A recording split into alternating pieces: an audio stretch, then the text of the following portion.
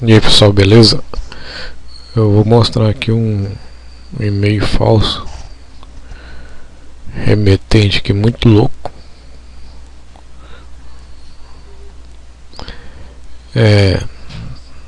Tá dizendo aqui que a conta foi bloqueada por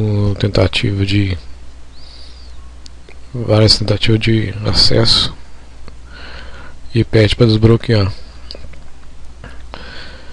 Bom, eu tô com o meu antivírus ativado aqui.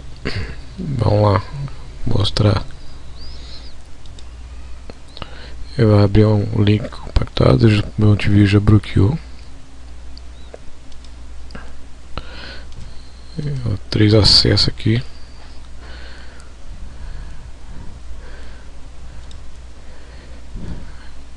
Na verdade eu abri aqui, ó. O link é esse.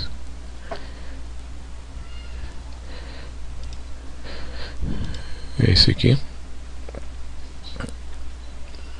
Muito parecido com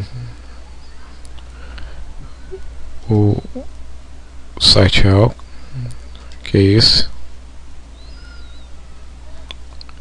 Só que esse aqui, ó, já tá em português, mesmo não estando aqui na URL aqui. E aqui o problema disso aqui, ó, tá com HTTPS. As validações de segurança.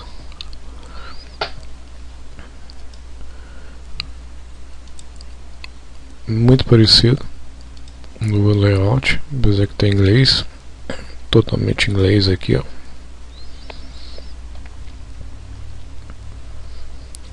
E o link, na verdade, é esse aqui, ó. Mostrando detalhado aqui.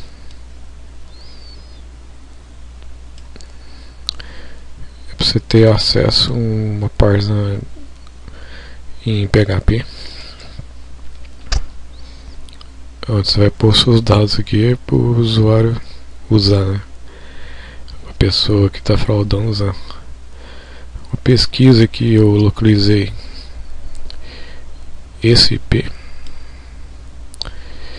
é dos Estados Unidos, só que a cidade é Buffalo, não é Cupertino, o site da cidade oficial da Apple.